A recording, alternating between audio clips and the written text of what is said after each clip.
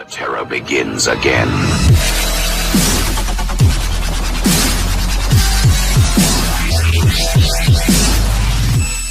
बहुत बहुत स्वागत है आपका दोस्तों इस चैनल पर जिसका नाम है द माइंड ऑफ कंप्यूटर और मेरा नाम है अनुराग सिंह ठाकुर। तो भारत का रेल नेटवर्क एशिया का सबसे बड़ा रेल नेटवर्क है।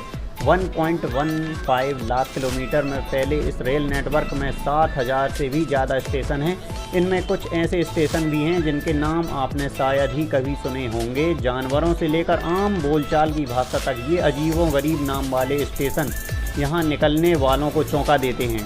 आज हम आपको दिखा रहे हैं ऐसे ही मज़ेदार नाम वाले 12 स्टेशन जिन्हें देखकर छूट जाएगी आपकी हंसी। आगे की स्लाइड में देखें ऐसे ही नाम वाले स्टेशन और उनकी फ़ोटोज़।